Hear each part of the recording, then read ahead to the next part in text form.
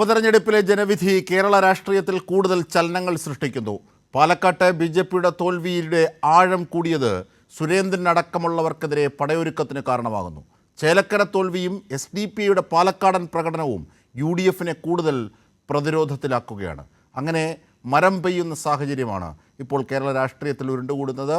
എന്നാൽ vote share വർദ്ധിപ്പിച്ചതും ചേലക്കരയിലെ വിജയവും വലിയ ആശ്വാസവും നേട്ടവുമായി LDF-ഉം കാണുന്നൊരു സാഹചര്യമുണ്ട്. ഇന്ന് നമ്മുടെ ചർച്ചയെ സമ്പന്നമാക്കുന്ന അതിഥികൾ PS സലിം, കോൺഗ്രസ് നേതാവ്, ഒപ്പം ഷാബു പ്രസാദ്, വലതുപക്ഷ നിരീക്ഷകൻ, രാജേന്ദ്രൻ പന്തളം, മാധ്യമപ്രവർത്തകൻ എന്നിവരാണ് നമ്മുടെ ചർച്ചയെ സമ്പന്നമാക്കുന്നത്. ആദ്യം ന്യൂസ് ഡെസ്കിൽ നിന്നും ഞങ്ങളുടെ chief news editor K. Rajendran കൂടി ആദ്യം ചേരുകയാണ്. ശ്രീ രാജേന്ദ്രൻ, ഈ പാലക്കാടിൻ്റെയും ചേലക്കരയുടെയും വിജയവും തോൽവിയും, UDF-ൻ്റെ വിജയവും ചേലക്കരയിലെ LDF-ൻ്റെ വിജയവും സാധ്യമാക്കുന്ന ചില ഇടമുണ്ട്. അത് കോൺഗ്രസിലും BJP-യിലും ആഭ്യന്തര കലഹത്തെ രൂക്ഷമാക്കുകയും ആന്തരിക സംഘർഷങ്ങൾ ആടിയുലയുകയും ചെയ്യുന്നൊരു സാഹചര്യം. ഇതിനെ എങ്ങനെയാണ് ഇന്നിൻ്റെ പശ്ചാത്തലത്തിൽ നമുക്ക് ഒന്ന് നിരീക്ഷിക്കാനാകുന്നത്? ഈ മൂന്ന് മണ്ഡലങ്ങളിൽ, ഒരു ലോക്സഭാ മണ്ഡലത്തിലും 2 നിയമസഭാ മണ്ഡലങ്ങളിലും നടന്ന തെരഞ്ഞെടുപ്പിനെ എനിക്ക് തോന്നുന്നത് ഇതൊരു നമ്മൾ കേരളത്തിൻ്റെ ഒരു വിഷയം മാത്രമായി ആ രീതിയിൽ പരിഗണിക്കരുത്. നമ്മളൊരു ദേശീയ തലത്തിൽ ഇപ്പോൾ 2 പ്രധാനപ്പെട്ട സംസ്ഥാനങ്ങളിൽ നിയമസഭാ തെരഞ്ഞെടുപ്പ് നടന്നു കഴിഞ്ഞു. മറ്റ് പല സംസ്ഥാനങ്ങളിലും അവിടെ ഇതേപോലുള്ള ഉപതെരഞ്ഞെടുപ്പുകൾ നടന്നു കഴിഞ്ഞു. ഇതിൻ്റെ എല്ലാം ഒരു പൊതു രാഷ്ട്രീയ സാഹചര്യത്തിൽ നമ്മൾ കേരളത്തിലെ ഈ തെരഞ്ഞെടുപ്പ് ഫലത്തെ നോക്കിക്കാണണം. ഏറ്റവും പ്രധാനപ്പെട്ട ഒരു വസ്തുത എന്നാൽ സംസ്ഥാനം ഭരിക്കുന്ന സർക്കാരിനെതിരായി ഭരണവിരുദ്ധ വികാരമുണ്ടോ ഇല്ലേ എന്നതാണ്. ലോക്സഭാ തെരഞ്ഞെടുപ്പിൻ്റെ ഒരു പശ്ചാത്തലമുണ്ട്. ലോക്സഭാ തെരഞ്ഞെടുപ്പിൻ്റെ പശ്ചാത്തലം എന്ന് പറഞ്ഞാൽ നമുക്കൊക്കെ അറിയാം, ലോക്സഭാ തെരഞ്ഞെടുപ്പിൽ ഇടതുപക്ഷത്തിന് കനത്ത തിരിച്ചടിയേറ്റു. UDF വലിയ മേൽക്കൈ നേടി. BJP വളരെ മെച്ചപ്പെട്ട ഒരു പ്രകടനം കാഴ്ചവെച്ചു. ആ സാഹചര്യമല്ല ഇന്ന് കേരളത്തിലുള്ളത്. അതിൻ്റെ കാരണം അതൊരു ദേശീയ തലത്തിലുള്ളൊരു തെരഞ്ഞെടുപ്പായിരുന്നു. മാത്രമല്ല അതിൽ നിന്നും തികച്ചും വ്യത്യസ്തമായ ഒരു സാഹചര്യമാണ് ഇപ്പോൾ കേരളത്തിലുള്ളതെന്നാണ് ഏറ്റവും പ്രധാനപ്പെട്ട ഒരു വിഷയം. മറ്റൊന്ന്, ഇത് നമ്മളിനിയിപ്പോൾ തദ്ദേശ തെരഞ്ഞെടുപ്പിലേക്ക് പോവുകയാണ്. അതോടൊപ്പം തന്നെ അത് കഴിഞ്ഞ് നിയമസഭാ തെരഞ്ഞെടുപ്പിലേക്ക് പോവുകയാണ്. ഈ 2 തെരഞ്ഞെടുപ്പുകൾ മുന്നിൽ നിൽക്കുന്ന ഈ ഒരു ഘട്ടത്തിൽ നമുക്ക് കാണാൻ സാധിക്കുന്നത് കെട്ടുറുപ്പോടുകൂടി പ്രവർത്തിക്കുന്ന ഒരു LDF-നെയാണ്. LDF-ൽ എന്തെങ്കിലും രീതിയിലുള്ളൊരു പ്രശ്നമുള്ളതായി ആരും തന്നെ അറിയാമല്ലോ, ഇവിടെ പ്രതിപക്ഷത്തിന് വേണ്ടി ഏറ്റവും കൂടുതൽ പണിയെടുത്തത് ഇവിടുത്തെ വലതുപക്ഷ മാധ്യമങ്ങളാണ്. അവർക്ക് പോലും പറയാൻ സാധിക്കുന്നില്ല. അതേസമയം വലിയ ആഭ്യന്തര പ്രശ്നങ്ങളിലേക്കാണ് UDF-ഉം BJP-യും ഇപ്പോൾ കടക്കാൻ പോകുന്നത്. BJP-യിലെല്ലാം തന്നെ വലിയ പൊട്ടിത്തെറിയുണ്ടാകാൻ പോകുന്നു.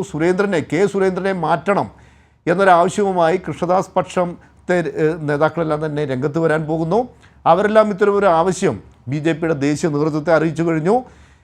എല്ലാ ഘട്ടങ്ങളിലും സുരേന്ദ്രനെ പൂർണ്ണമായും സംരക്ഷിച്ചിരുന്ന V. മുരളീധരൻ ഇന്നത്തെ അദ്ദേഹത്തിൻ്റെ പ്രസ്താവന നോക്കിയാൽ നമുക്ക് മനസ്സിലാവും. അദ്ദേഹം പറഞ്ഞത്, നിങ്ങളെന്നോട് പാലക്കാടിനെ കുറിച്ച് ചോദിക്കരുത്, എന്നോട് മഹാരാഷ്ട്രയെ കുറിച്ച് ചോദിക്കാനാണ് പറയുന്നത് എന്ന് പറഞ്ഞാൽ എന്തെങ്കിലും രീതിയിലുള്ളൊരു ന്യായീകരണം കണ്ടെത്തി K. സുരേന്ദ്രനെ സംരക്ഷിക്കാൻ ഇനി V. മുരളീധരനെ കിട്ടില്ല. അത്തരമൊരു സൂചനയാണ് നൽകിയിരിക്കുന്നത്. മറ്റൊന്ന് കോൺഗ്രസിനകത്തെ പ്രശ്നങ്ങൾ. കോൺഗ്രസിനകത്തുള്ള ഏറ്റവും പ്രധാനപ്പെട്ട പ്രശ്നം എന്തെന്നാൽ അവിടെ ചേലക്കര എന്ന ഈ മണ്ഡലത്തിലെ രമ്യ ഹരിദാസിനെ സ്ഥാനാർത്ഥിയാക്കിയത് മുതൽ അവിടെ ആരെല്ലാം ഏതെല്ലാം യോഗങ്ങളിൽ പ്രസംഗിക്കണമെന്നതുവരെ തീരുമാനിച്ചിരുന്നത് VD സതീശനായിരുന്നു. VD സതീശൻ്റെ ഒരു സർവാധിപത്യമാണ് ഇന്നത്തെ KPCC എന്ന് തന്നെ പറയാം. അതിനാൽ അദ്ദേഹം തന്നെ പറഞ്ഞിരുന്നത് യഥാർത്ഥ രാഷ്ട്രീയ മത്സരം നടക്കുന്നത് പാലക്കാടല്ല, ചേലക്കരയിലാണ് സംസ്ഥാന സർക്കാരിൻ്റെ പ്രവർത്തനം വിലയിരുത്തപ്പെടുന്നത്. അത്തരത്തിലൊരു മണ്ഡലത്തിലാണ് LDF വൻ വിജയം നേടിയത്. അപ്പോൾ സ്വാഭാവികമായും ഇതിന് VD സതീശൻ മറുപടി പറയേണ്ടി വരും. മറ്റൊന്ന്, കോൺഗ്രസിനകത്തെ നേതാക്കന്മാരെല്ലാം തന്നെ വലിയ താക്കോൽ സ്ഥാനങ്ങളിലുള്ള, ഇപ്പോൾ രമേശ് ചെന്നിത്തല, അതുപോലെ K. മുരളീധരൻ എന്നു തുടങ്ങിയ നേതാക്കളെല്ലാം തന്നെ ഈ VD സതീശൻ്റെ ഈ ഒരു ഏകാധിപത്യത്തിൽ അവരെല്ലാം തന്നെ പൂർണ്ണമായിട്ടും അസംതൃപ്തരാണ്. സ്വാഭാവികമായിട്ടും കോൺഗ്രസിനകത്ത് വലിയ പൊട്ടിത്തെറികൾ ഉണ്ടാവാം. അത്തരം പൊട്ടിത്തെറികൾ ഉണ്ടായിക്കഴിഞ്ഞാൽ എന്ത് സമീപനമായിരിക്കും LDF കൈക്കൊള്ളുക എന്നതിൻ്റെ വ്യക്തമായ സൂചനയാണ് ഇന്ന് AK ബാലൻ ഇന്ന് മാധ്യമപ്രവർത്തകരുമായി സംസാരിച്ചപ്പോൾ അദ്ദേഹം നൽകിയത്. അദ്ദേഹം പറഞ്ഞത്, ഈ സരിനോട് CPIM കൈക്കൊള്ളുന്ന ഒരു സമീപനം അദ്ദേഹം വ്യക്തമാക്കിയിട്ടുണ്ട്. അദ്ദേഹം പറഞ്ഞത്, സരിൻ എന്ന് പറഞ്ഞാൽ വരുന്ന ആളുകളിൽ കേരള രാഷ്ട്രീയത്തിൽ ഒരു നക്ഷത്രമായി തിളങ്ങാൻ പോകുന്ന ഒരു വ്യക്തിത്വമാണ്.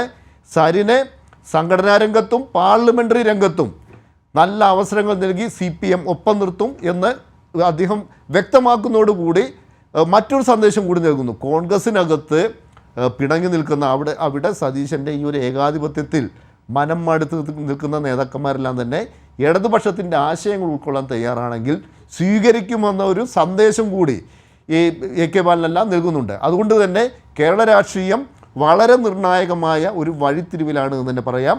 തിരഞ്ഞെടുപ്പുകൾ പടിവാതിൽക്കലെത്തി നിൽക്കുന്നു. UDF-നകത്ത് വലിയ പ്രശ്നങ്ങൾ, കോൺഗ്രസിനകത്ത് വലിയ പ്രശ്നങ്ങൾ, BJP ഒരു പൊട്ടിത്തെറിയുടെ വക്കിലാണ് BJP എന്ന് തന്നെ പറയാം. അതേസമയം LDF കൂടുതൽ ശക്തമാകുന്നു. ഇതാണ് ഈ ഘട്ടത്തിൽ നമുക്ക്. അതുപോലെ തന്നെ ഇപ്പോൾ സരിൻ എത്തുമ്പോൾ സരിനെ സ്വാഭാവികമായി സരിൻ എത്തുന്നത് ഒരു മതേതര പ്രസ്ഥാനത്തിൽ നിന്നാണ്. പക്ഷേ BJP-യിൽ നിന്നെത്തിയ സന്ദീപ് വാര്യർ, ആ ഒരു സ്വീകരണം തെരഞ്ഞെടുപ്പിന് ശേഷം യഥാർത്ഥത്തിൽ സന്ദീപ് വാര്യർക്ക് നൽകാൻ കോൺഗ്രസിനാകുമോ? അതിൻ്റെ പ്രശ്നം സന്ദീപ് വാര്യർ ഇപ്പോഴും RSSനെ തള്ളി പറഞ്ഞിട്ടില്ല. ഇതിൻ്റെ ഒരു വിഷയം എന്തെന്നാൽ ഈ സന്ദീപ് വാര്യർ നമ്മൾ ഇപ്പോൾ പാലക്കാട് എന്ന എനിക്ക് തോന്നുന്നത് കേരളത്തിൻ്റെ ഒരുപക്ഷെ ഈ സമീപകാല ചരിത്രത്തിൽ പണ്ട് കോലീബി എല്ലാം ഉണ്ടായിട്ടുണ്ട്. കോലീബി ഉണ്ടായ ആ ഒരു ഈ രാഷ്ട്രീയ സാഹചര്യമല്ല ഇന്നിപ്പോൾ നിലവിലുള്ളത്. ഇന്നിപ്പോൾ എന്താ വെച്ചാൽ കോൺഗ്രസിൻ്റെ നിലനിൽപ്പന്നെ അപകടത്തിലാണ്. അവർക്ക് മഹാരാഷ്ട്രയിൽ ജയിക്കാൻ പറ്റുന്നില്ല. ഈ കോൺഗ്രസിന് ഹരിയാനയിൽ ജയിക്കാൻ വളരെ അനുകൂലമായ സാഹചര്യത്തിൽ പോലും തെരഞ്ഞെടുപ്പിൽ ജയിക്കാൻ പറ്റാത്ത, ലോക്സഭയിലും ഈ കൂട്ടുമുന്നണി ഇല്ലാതെ കോൺഗ്രസ് നിലനിൽക്കാൻ പറ്റില്ല. എന്നിട്ട് അങ്ങനെയുള്ളൊരു രാഷ്ട്രീയ സാഹചര്യം നിലനിൽക്കുമ്പോൾ പാലക്കാട് പോലുള്ള ഒരു മണ്ഡലത്തിൽ, അത് പാലക്കാട് എന്ന് പറഞ്ഞാൽ പാലക്കാട് നിയമസഭാ മണ്ഡലത്തിൻ്റെ ഒരു രാഷ്ട്രീയ ചരിത്രം പരിശോധിച്ചു കഴിഞ്ഞാൽ അത് പരമ്പരാഗതമായി കോൺഗ്രസിൻ്റെ ഒരു ശക്തി കേന്ദ്രമാണ്. അത്തരത്തിലുള്ള ഒരു മണ്ഡലത്തിൽ ജയിക്കണമെങ്കിൽ അവർക്ക് SDPI-യുടെയും ജമാഅത്തെ ഇസ്ലാമിയുടെയും പിന്തുണ പറ്റില്ല. ആദ്യം വോട്ടെണ്ണി തീരുന്നതിന് മുമ്പ് കോൺഗ്രസ്സുകാർ ആഹ്ലാദ പ്രകടനം നടത്തുന്നതിന് മുമ്പ് പാലക്കാട് നഗരത്തിലൂടെ പ്രകടനം നടത്തിയത് SDPI-ക്കാരാണ്. ഒരു വശത്ത് SDPI-ക്കാരുടെ പിന്തുണ, ജമാഅത്തെ ഇസ്ലാമിയുടെ പിന്തുണ, അതോടൊപ്പം തന്നെ ഇതേവരെ RSSനെ തള്ളിപ്പറയാത്ത, ഇപ്പോഴും RSSൽ പ്രവർത്തിക്കുന്ന, അതായത് തൻ്റെ ഭൂമി താനിതാ RSS നേതാക്കളുമായിട്ട് ഈ സന്ദീപ് വാര്യർ RSS നേതാക്കളുമായി ചർച്ച നടത്താൻ പോവുകയാണ്. എന്തിനാ ചർച്ച? അതായത് RSSൻ്റെ കാര്യാലയം പണിയാനുള്ള ഭൂമി കൈമാറുന്നതുമായി ബന്ധപ്പെട്ട ചർച്ച നടത്താൻ പോവുകയാണ്. ഈ കാര്യാലയം എന്തിനുള്ളതാണ്? RSS കാര്യാലയം എന്തിനുള്ളതാണ്? RSS കാര്യാലയത്തിൽ അവിടെ ആയുധ പരിശീലനങ്ങൾ, അതിനുള്ള ഈ പരിശീലനത്തിനായുള്ള ആയുധങ്ങളൊക്കെ അവിടെയാണ് ശേഖരിക്കുന്നത്. RSSൻ്റെ ഈ ഒരു ന്യൂനപക്ഷ വിരുദ്ധമായ എല്ലാ ആശയങ്ങളുടെയും ഒരു പ്രചാരണ കേന്ദ്രമാണ് ഈ കാര്യാലയം. ആ കാര്യാലയത്തിനായിട്ട് സ്വന്തം ഭൂമി വിട്ടു നൽകുന്നതിനെക്കുറിച്ച് RSS നേതാക്കളുമായി ചർച്ച നടത്താൻ പോകുന്ന സന്ദീപ് വാര്യരാണ് അവിടെ കോൺഗ്രസിൻ്റെ ഒരു പ്രധാനപ്പെട്ട താരപ്രചാരകനായിരുന്നത്. ഇന്നലെ സന്ദീപ് വാര്യരെ എടുത്തിട്ടാണ് കോൺഗ്രസ് നേതാക്കളെല്ലാം തന്നെ ആഹ്ലാദ പ്രകടനം നടത്തി. ഇതൊക്കെ ഈ കേരള രാഷ്ട്രീയത്തിലെ തന്നെ വളരെ ഈ അത്യപൂർവമായ ഒരു കാഴ്ചയാണെന്ന് തന്നെ പറയാം. അപ്പോൾ ഈ ഒരു അവസ്ഥയിലാണ് ഇന്നത്തെ കോൺഗ്രസ്. ഒരു വശത്ത് ഇപ്പോഴും RSSൽ നിൽക്കുന്ന സന്ദീപ് വാര്യർ, അതോടൊപ്പം തന്നെ SDPI, ജമാഅത്തെ ഇസ്ലാമി, ഇവരെല്ലാം ഇവരെയൊന്നും കൂട്ടുപിടിച്ചല്ലാതെ പാലക്കാട് പോലുള്ള പൊതുവെ UDF-ൻ്റെ ഒരു സുരക്ഷിത മണ്ഡലത്തിൽ പോലും പിടിച്ചു നിൽക്കാനാവില്ല എന്നൊരവസ്ഥയിലാണ് ഇന്നത്തെ കോൺഗ്രസ്. തീർച്ചയായും ഞാൻ അതിഥികളിലേക്ക് കൂടി ഒന്ന് പോവുകയാണ്. ശ്രീ PS സലിം, കോൺഗ്രസ് നേതാവിലേക്ക് ആദ്യം.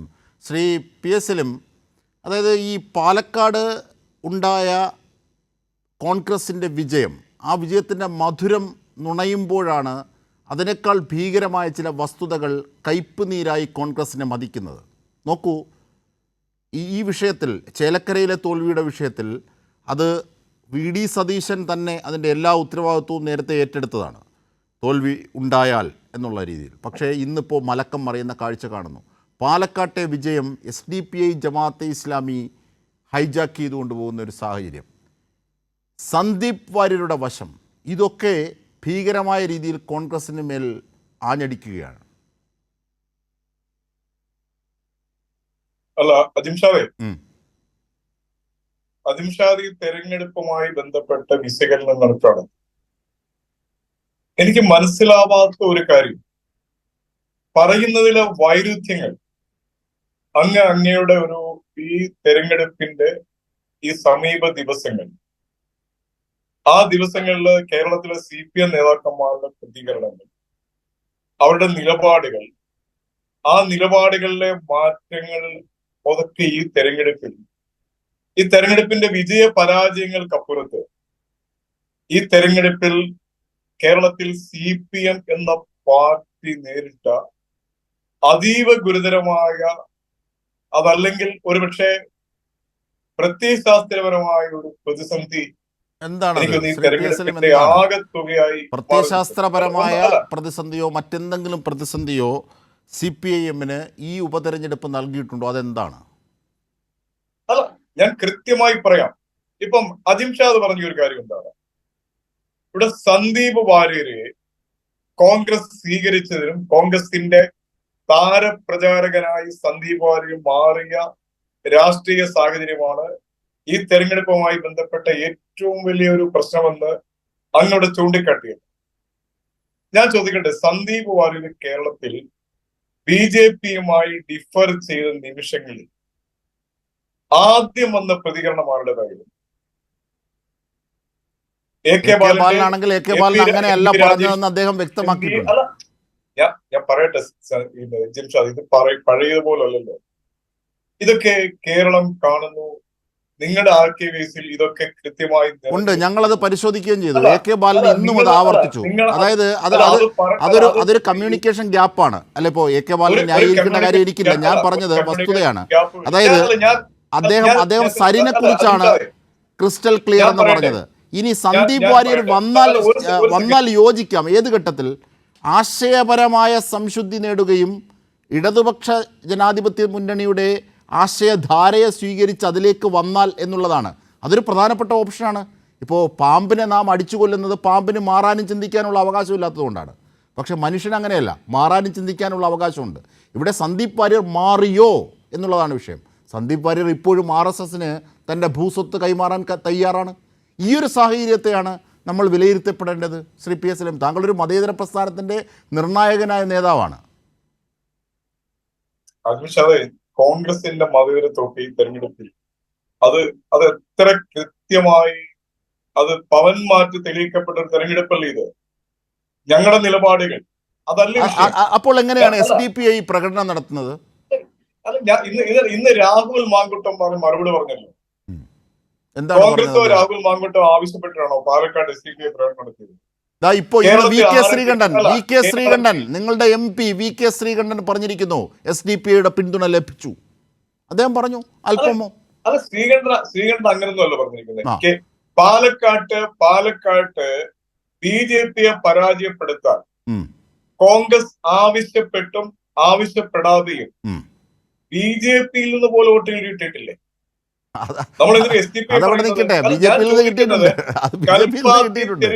ഞാൻ ചോദിക്കുന്നത് SDPIയുടെ വോട്ട് വാങ്ങുകയും അത് പരസ്യമായി വേണ്ട എന്ന് പറയാൻ ധൈര്യമുണ്ടോ എന്ന് ചോദിക്കുകയും ചെയ്യുന്നു.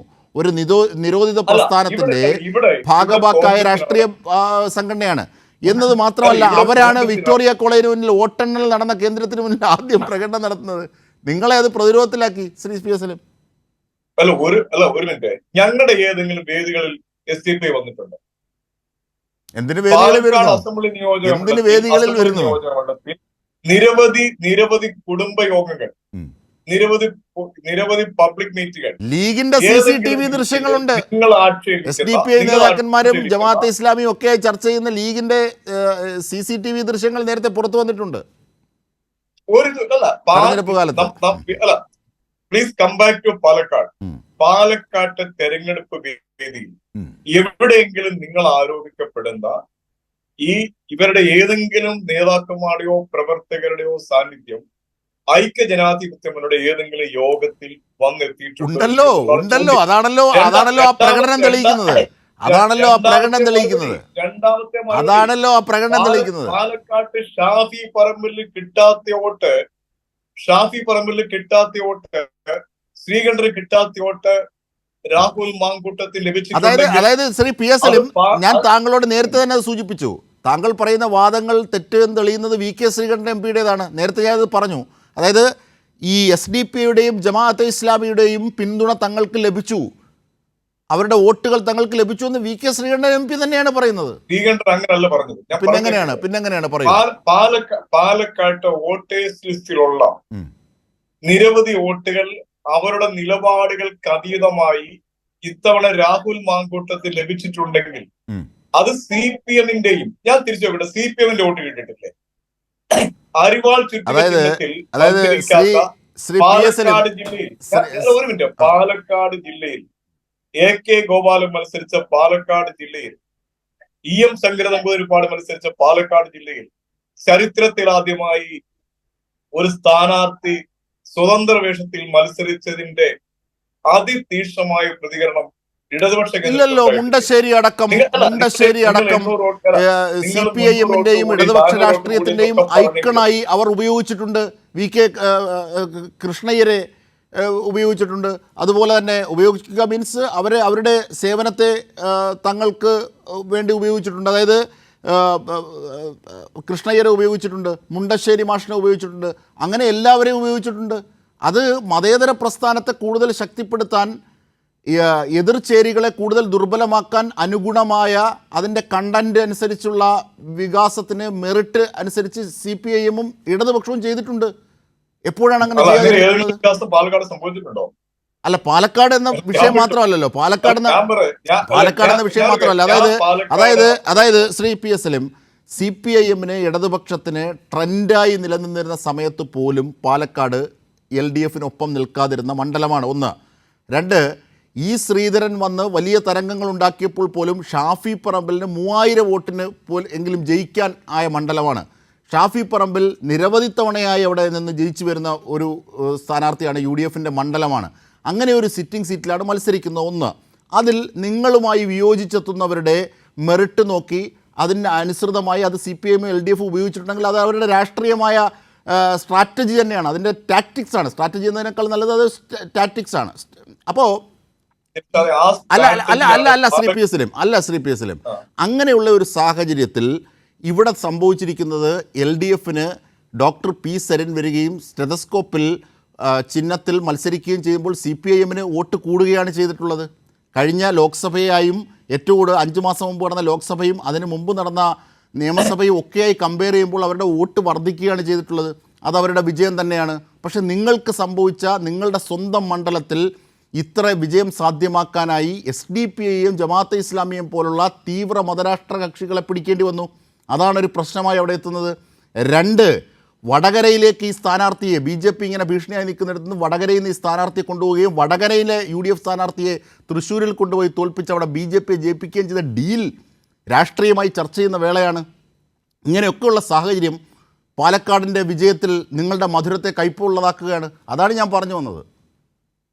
അല്ല, എനിക്ക് ഡീൽ മനസ്സിലായത് ഡീൽ ഇതാണ്. അത് സുവ്യക്തമാണല്ലോ.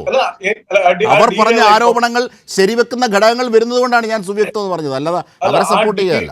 ഞാൻ ചോദിക്കുന്നത്, പാലക്കാട് തെരഞ്ഞെടുപ്പ് ആരംഭിച്ചപ്പോൾ മുതൽ ഞങ്ങൾ സ്വീകരിച്ചൊരു നിലപാടുണ്ട്.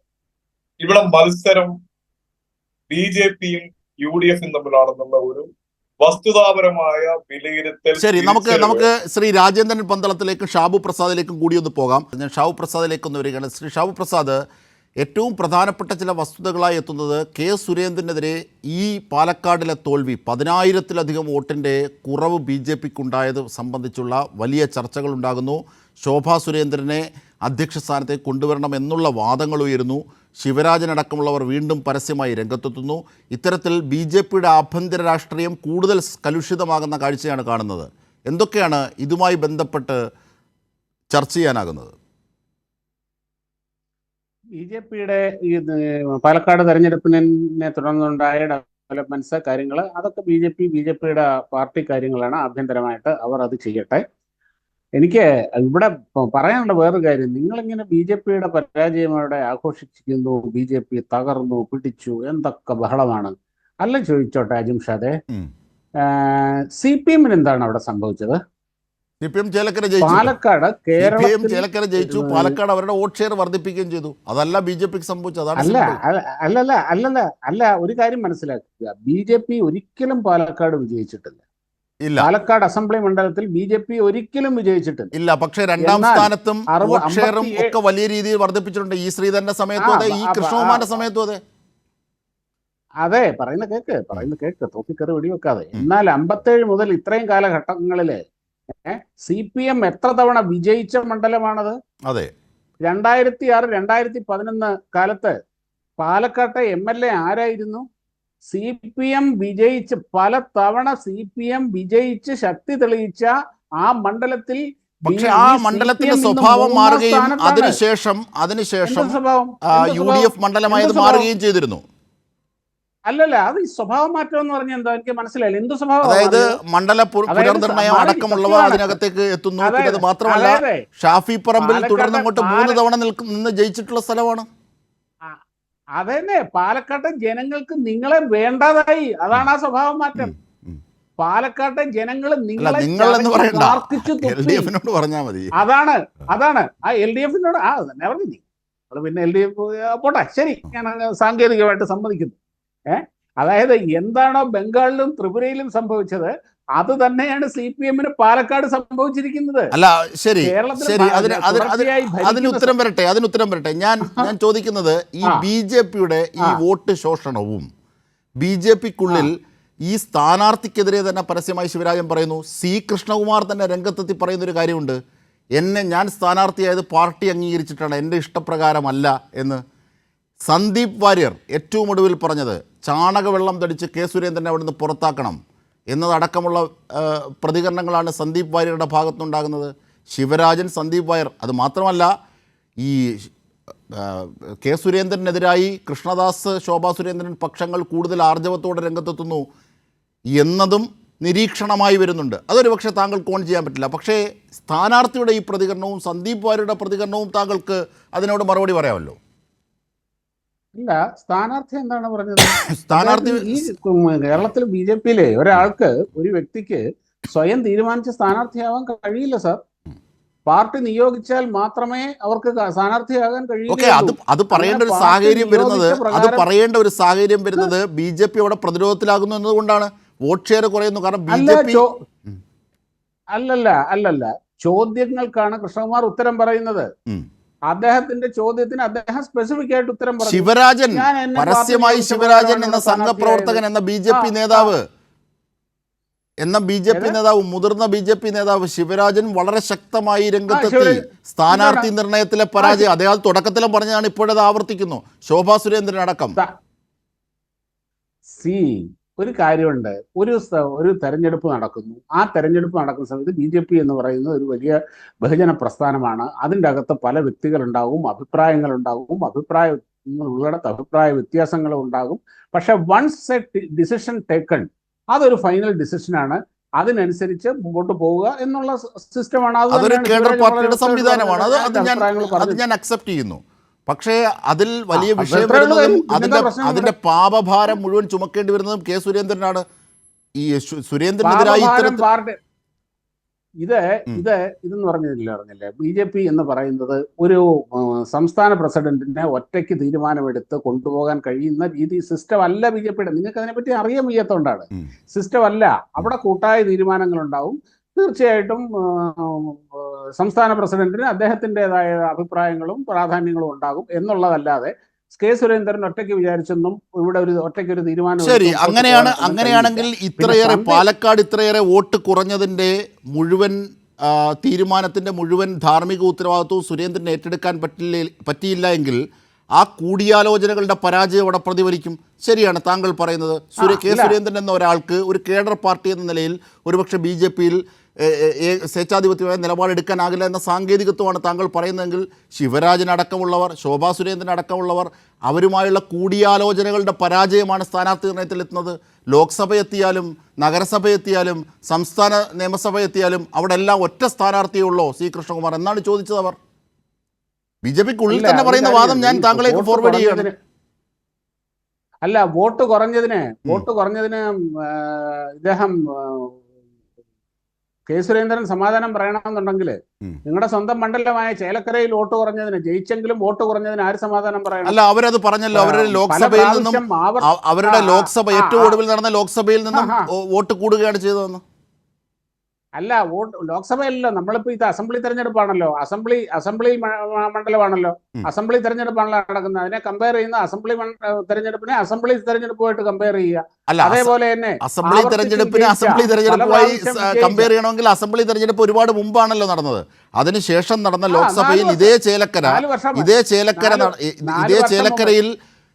ചേലക്കരയിൽ മുമ്പ് നടന്ന ഇതേ ചേലക്കരയിൽ 5000 വോട്ടിന്റെ ഭൂരിപക്ഷമാണ് അവർക്ക് നേടാനായത്. അത് 12000 ആയി ഉയർത്തിയെന്നാണ് അവർ പറയുന്നത്. അതാണ് അവരുടെ വാദം. എന്തുകൊണ്ട് കെ രാധാകൃഷ്ണന് കിട്ടിയ വോട്ട് ഇപ്പോഴത്തെ യുവർ പ്രസാദിന് കിട്ടിയില്ല? ശരി, പക്ഷേ ഉത്തരം പറഞ്ഞാൽ മതി. മറ്റൊന്ന് ശ്രീ ഷാവു പ്രസാദ് അത് തന്നെയാണ് ഞാൻ പറഞ്ഞത്. അത് തന്നെയാണ് ഞാൻ പറഞ്ഞത്. കെ രാധാകൃഷ്ണന് തന്നെ ലഭിച്ചത് 5000ന്റെ ഭൂരിപക്ഷമാണെങ്കിൽ 39,500 അല്ല ഞാൻ പറയുന്നത്. ഏറ്റവും കൂടുതൽ നടന്ന 5000ത്തിൽ പല വോട്ടിന്റെ ഭൂരിപക്ഷമാണ് കെ രാധാകൃഷ്ണൻ കിട്ടിയെങ്കിൽ അതിപ്പോഴെത്തുമ്പോൾ 12,000 ആകുന്നു. അത് ഞങ്ങളുടെ കൂടുതലാണ് എന്നവർ പറയുന്നു. LDF അതാണ് അവരുടെ വിശദീകരണം. പക്ഷെ കിട്ടിയ വോട്ടിന്റെ ക്വാണ്ടം കെ രാധാകൃഷ്ണന് കിട്ടിയതിനെക്കാട്ടിൽ കുറവാണ്. അത്ര പറഞ്ഞത്. അതാ ഞാൻ പറഞ്ഞത്. കെ രാധാകൃഷ്ണനേക്കാൾ കൂടുതലാണെന്നാണ് അവർ തന്നെ പറയുന്നത്. കാരണം അതിന് ലോക്സഭയാണ് അവർ നിദാനമായി എടുക്കുന്നത്. അവിടെയും കെ രാധാകൃഷ്ണൻ തന്നെയല്ല മത്സരിച്ചത്. അല്ല, ഞാൻ എടുക്കുന്നത് അസംബ്ലിയാണെന്നേ. നിങ്ങൾ ലോക്സഭ എടുത്തോ, നിങ്ങൾക്ക് സൗകര്യം. അസംബ്ലി കഴിഞ്ഞിട്ട് ഒരുപാട് കാറ്റും കോളും മാറി. ഒന്നുമില്ല. അത് മാത്രമല്ല കെ രാധാകൃഷ്ണൻ എന്ന വ്യക്തി, അത് മാത്രമല്ല അന്ന് നടന്നുണ്ടായ ഒരു ട്രെൻഡ്, ഇതൊക്കെ അതിനകത്ത് അനുഗുണമാക്കണം. പക്ഷേ ഇവിടെ 3000-നോ 4000-നോ വോട്ടിന്റെ ജയമായിരുന്നു പറഞ്ഞതെങ്കിൽ താങ്കൾ പറയുന്നത് അംഗീകരിക്കാം. ഇത് ഏറ്റവും ഒടുവിൽ നടന്ന ലോക്സഭയിൽ 5000 വോട്ടിന്റെ ഭൂരിപക്ഷമുള്ള കെ രാധാകൃഷ്ണൻ, അവിടെയാണ് UR പ്രദീപ് 12,000-ലധികം വോട്ടിന്റെ ഭൂരിപക്ഷം നേടുന്നത്. അതവർ വിജയമായി കാണുന്നു. അത് ശരിയാണ്. അല്ല, ഞാൻ ഇത്രേ കാണുന്നുള്ളൂ. കമ്പയർ ആപ്പിൾ ടു ആപ്പിൾ, അതാണ് എന്റെ വാദം. അത് നിങ്ങളുടെ അംഗീകാരം ഒന്നും എനിക്ക് ആവശ്യമില്ല, നിങ്ങളുടെ ആക്സെപ്റ്റൻസ്. പക്ഷേ കമ്പയർ ആപ്പിൾ ടു പൈനാപ്പിൾ ആണ് അതുപോലെ പറയുന്നത്. അതിൽ രണ്ടിലും ആപ്പിൾ ഉണ്ട്. അത് നിങ്ങളുടെ അത് നിങ്ങൾ നിങ്ങളുടെ സൗകര്യം പോലെ എടുക്കുക. എനിക്കത് അത് എന്റെ വിഷയമുള്ള അല്ല. ശരിയാണ്. ഷാബു പ്രസാദ് വളരെ വിദഗ്ധമായി വാദങ്ങൾ നിരത്താൻ കഴിവുള്ള ആളാണ്. അപ്പോൾ സ്വാഭാവികമായി അതിൽ നിന്ന് സ്കിപ്പാകാൻ ഉപയോഗിക്കുന്ന തന്ത്രമാണ്. പാലക്കാടിന്റെ വോട്ട് കുറഞ്ഞത് ചോദിച്ചപ്പോൾ താങ്കൾ ചേലക്കര എന്തുകൊണ്ട് സംഭവിച്ചു എന്നാണ് ചൂണ്ടിക്കാണിച്ചത്. അതൊരു തർക്കവാദം മാത്രമാണ്. പക്ഷേ അതിന്റെ വസ്തുതയിലേക്ക് വരാമെങ്കിൽ നമുക്ക് നിഷ്പക്ഷമായ ഒരു ചർച്ച ആവാം. ഞാൻ തിരിച്ചെത്താം ശ്രീ ഷാബു പ്രസാദ്. ഇത് നിങ്ങൾ എന്റെ വാദം പൂർത്തിയാക്കാൻ. ശരി, വാദം പൂർത്തിയാക്കും. ഓക്കെ. ഇനിയും അതേപോലെ തന്നെ പാലക്കാട് ആവർത്തിച്ച് ഇടതുപക്ഷം വിജയിച്ച പാലക്കാട് എന്തുകൊണ്ട് 3-ാം സ്ഥാനത്ത് കിടക്കുന്നു എന്നുള്ളതിനും നിങ്ങൾക്ക് ഉത്തരവൊന്നുമില്ല. നിങ്ങൾക്ക് ഉത്തരവില്ല. ഇപ്പോഴും 3-ാം സ്ഥാനത്തുള്ളതല്ല. അവർ പറയുന്ന കാര്യമുണ്ട്. അതിനകത്ത് അവർ വ്യക്തമാക്കുന്ന കാര്യമുണ്ട് ശ്രീ ഷാവു പ്രസാദ്. അത് വസ്തുതാപരമായി പരിശോധിക്കപ്പെടേണ്ടതാണ്. കാരണം കഴിഞ്ഞ ലോക്സഭയിലും കഴിഞ്ഞ നിയമസഭയെയും അപേക്ഷിച്ച് വോട്ട് ഷെയർ അവർക്ക് കൂടിയിട്ടുണ്ട്. അത് വസ്തുതയല്ലേ? അത് വസ്തുതയല്ലേ? പക്ഷെ 2-ാം സ്ഥാനത്ത് എല്ലാ ഘട്ടത്തിലും നിന്ന് വരുന്ന BJP വോട്ട് വല്ലാതെ കുറയുന്ന ഒരു ശോഷിക്കുന്ന അവസ്ഥ വരുന്നു. അത് BJPക്കുള്ളിൽ പ്രശ്നങ്ങൾ സൃഷ്ടിക്കുന്നില്ല എന്നുള്ള ചർച്ചയാണ് നമ്മൾ നടത്തുന്നത്. ഞാൻ ഇവിടെ പറയുന്ന BJP അവിടെ ഇന്ന് വരെ ജയിച്ചിട്ടില്ല. ഇന്ന് വരെ ജയിച്ചതല്ല, വോട്ട് ഷെയർ എങ്ങനെയാണ് BJPയുടെ പക്കലുള്ളത്? ഇന്ന് വരെ BJP ജയിച്ചിട്ടില്ലാത്ത ഒരു മണ്ഡലത്തിൽ വോട്ട് ഷെയർ കൂടി കുറഞ്ഞു എന്ന് പറഞ്ഞുകൊണ്ട് ഈ അലർ വിളിക്കുന്ന നിങ്ങൾ പല പ്രാവശ്യം ആവർത്തിച്ച് ജയിച്ച പാലക്കാട് മണ്ഡലത്തിൽ 3-ാം സ്ഥാനത്ത് പോയതിനെ പറ്റി ഒന്നും പറയാനില്ല. അത് പുതിയതല്ലല്ലോ. ഇനി പുതിയതല്ല. വോട്ട് BJPക്ക് കുറഞ്ഞത് പുതിയതാണ്. അതാണ് എന്റെ വാദം. അല്ല ഇനി BJPക്ക് വോട്ട് കുറഞ്ഞതിനെ പറ്റി പറയാം. BJPക്ക് വോട്ട് കുറഞ്ഞതിനെ പറ്റി പറയാം. നിങ്ങളുടെ ചോദ്യം അതാണല്ലോ. 77% കഴിഞ്ഞ തവണ അവിടുത്തെ വോട്ടിംഗ് പെർസെന്റേജ്. ഇത്തവണ അത് 70%. BJPക്ക് ലഭിക്കേണ്ട ആ കുറഞ്ഞ വോട്ടുകൾ എന്ന് പറയുന്നത് ഞാൻ വിശ്വസിക്കുന്നു കൂടുതലും BJPയുടെ തന്നെ ആയിരിക്കണം. ആ വോട്ടുകൾ എന്തുകൊണ്ട് BJPക്ക് ലഭിച്ചില്ല, അല്ലെങ്കിൽ വോട്ട് എന്തുകൊണ്ട് ലഭിച്ചില്ല എന്നതിനെ പറ്റി BJP ആലോചിക്കട്ടെ. അവർ അതിനെ പറ്റി ആലോചിച്ച കാര്യം ആദ്യമായിട്ടൊന്നും അല്ല BJP തോൽക്കുന്നത്. BJP തെരഞ്ഞെടുപ്പിൽ പരാജയപ്പെടുന്ന ഇന്ന് വരെ പാലക്കാട് വിജയിച്ചിട്ടുമില്ല. അങ്ങനെയുള്ളൊരു മണ്ഡലത്തിൽ ശരിക്കും വിജയപ്രതീക്ഷ ഉണ്ടായിരുന്നു. നല്ല പെർഫോമൻസിനെ പറ്റി ഒരു പ്രതീക്ഷയുണ്ടായിരുന്നു. എന്നാൽ ആ പ്രതീക്ഷകൾ അസ്ഥാനത്താക്കിക്കൊണ്ട് BJPയുടെ വോട്ട് കുറഞ്ഞു. ആ വോട്ട് കുറഞ്ഞു എന്നത് വലിയ ആനക്കാര്യമൊന്നുമല്ല. വോട്ടിംഗ് പെർസെന്റേജ് കുറഞ്ഞു, അതിനനുസരിച്ച് ആനുപാതികമായിട്ട് BJPയുടെ വോട്ട് അവിടെ കുറഞ്ഞു. അതാണ് അതിന്റെ വാസ്തവം. ഇനി ഇയാള് സന്ദീപ് വാര്യര് അവിടെ അപ്പുറത്ത് പോയി. ഇപ്പോൾ അയാൾ BJPക്കാരനെ അല്ല, അയാൾ പ്രഖ്യാപിച്ച് അപ്പുറത്ത് പോയി അയാൾ യുദ്ധം പ്രഖ്യാപിച്ച് നിൽക്കുന്ന ഒരാൾ പറയുന്ന വാക്കുകളോടും അയാൾ പറയുന്ന വാചകങ്ങളോടും പ്രതികരിക്കേണ്ട ആവശ്യം ഇവിടെ മറ്റുള്ള. പക്ഷേ ഇപ്പോഴും അദ്ദേഹം RSS ആണ്. RSSനോട് വൈകാരിക ബന്ധം പുലർത്തുന്നു. അദ്ദേഹത്തിന്റെ എന്ന് വസ്യത്ത്, എന്ന് അദ്ദേഹത്തിന്റെ എന്ന് അവർ അമ്മയുടെ പറഞ്ഞു. വസ്യത്ത് അദ്ദേഹം പാലിക്കാൻ തയ്യാറാണ് ഇപ്പോഴും അയ- RSSന്. അതൊക്കെ അയാളോട് ചോദിക്കൂ. എന്തായാലും RSS എന്തായാലും അയാളുടെ ഈ ഭിക്ഷ സ്വീകരിക്കാൻ പോകും എന്ന് എനിക്ക് തോന്നുന്നില്ല. അയാളുടെ അമ്മ കൊടുത്തേക്കാമെന്ന് പറഞ്ഞിരുന്നു, അമ്മയുടെ വാക്കെന്നൊക്കെയാണ് അയാൾ പറയുന്നത്. അയാൾ എന്ത് വേണേ പറയട്ടെ. എന്തായാലും അവിടെ അയാളുടെ കെട്ടിടത്തിൽ പ്രവർത്തിച്ചു കൊണ്ടിരുന്ന BJPയുടെ ഓഫീസ് അയാളോട് പറയുക പോലും ചെയ്യാതെ BJP അവിടുന്ന് മാറ്റിയിട്ടുണ്ട്. ആ ഒരു ഘട്ടത്തിൽ അവിടുത്തെ ചെത്തല്ലൂരിലെ സ്വയംസേവകരുടെ വികാരം മാനിച്ചുകൊണ്ട് RSS ഇയാളുടെ ഇമാതിരി ഈ ചീഞ്ഞ പരിപാടിക്കും അയാളുടെ ഭിക്ഷ മേടിക്കാൻ പോകും എന്ന് ഞാൻ വിശ്വസിക്കുന്നുമില്ല. പിന്നെ ഈ SDPIയുടെ പിന്തുണ അത് കോൺഗ്രസ് വാങ്ങിയത് ഉണ്ടാക്കാവുന്ന ദൂരവ്യാപകമായ പ്രത്യാഘാതങ്ങൾ അതടക്കമുള്ളവയുണ്ട്. ഞാൻ ചർച്ചയുടെ രണ്ടാം ദിശയിലേക്ക് എത്തുമ്പോൾ എത്താം. ശ്രീ രാജേന്ദ്രൻ പന്തളം, ഏറ്റവും പ്രധാനപ്പെട്ട വസ്തുതയായി നിൽക്കുന്നത് പാലക്കാട്ടെ UDFൻ്റെ വിജയത്തിലും കല്ലുകടിയാകുന്ന ചില ഘടകങ്ങൾ അവിടെയുണ്ട്. അത് SDPIയുടെയും ജമാഅത്തെ ഇസ്ലാമിയുടെയും ഒക്കെ പിന്തുണ എന്നുള്ള കാര്യമാണ്.